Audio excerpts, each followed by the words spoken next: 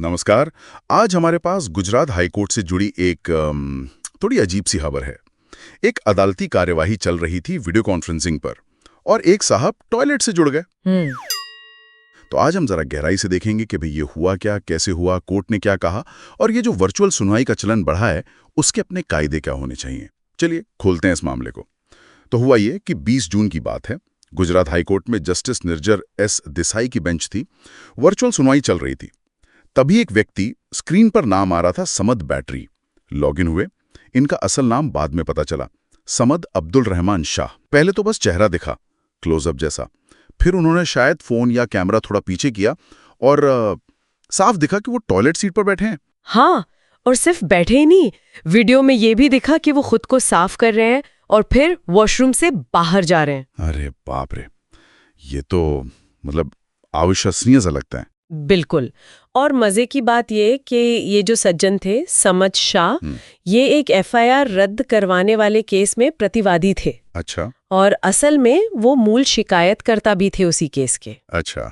हाँ, और मामला तो पार्टियों के बीच सुलझ भी गया था, मतलब आपसी सहमति हो गई थी, एफआईआर रद्द भी कर दी गई थी। लेकिन फिर ये वीडियो क्लिप ये तो सोशल मीडिया पर निकल गई। हाँ, वही वायरल हो गई। और उसके बाद जस्टिस एएस सुपैया और जस्टिस आरटी विच्छानी की डिवीजन बेंच ने इस पर स्वतः संज्ञान लिया। मतलब कोर्ट ने खुद ही इस मामले को उठाया बिना किसी की शिकायत के। जी हाँ, बिल्कुल।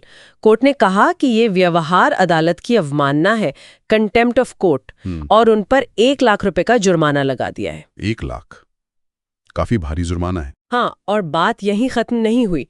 कोर्ट उन्हें जेल भेजने पर भी सोच रही है। अगली सुनवाई 22 जुलाई को है। कोर्ट ने ये भी पूछा है, मतलब हाई कोर्ट रजिस्ट्रार आईटी से, कि भाई ऐसी चीजें दोबारा न हो, इसके लिए क्या इंतजाम है। पर अब तक कोई जवाब आया नहीं उनकी तरफ से।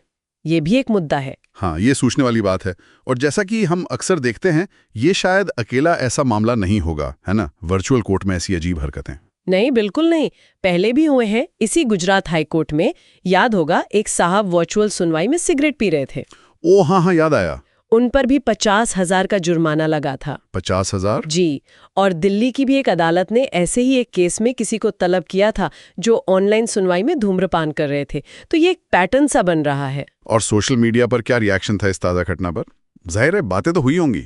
हाँ, मिलीजुली प्रतिक्रिया थी। कुछ लोग मजाक उड़ा रहे थे, कुछ काफी गुस्से में थे कि क्या तमाशा है।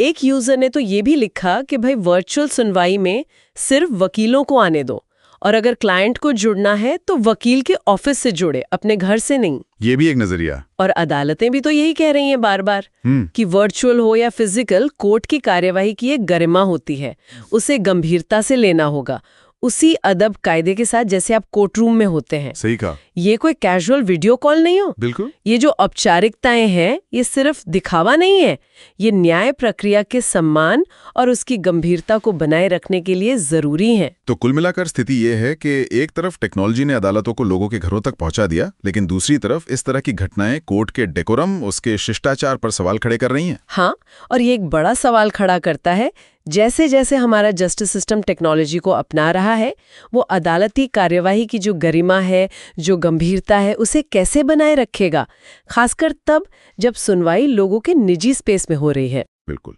तकनीक से सुविधा तो मिली है, पहुंच बढ़ी है, लेकिन न्याय की अपनी एक पवित्रता भी है। इन दोनों के बीच सही संतुलन कैसे बने,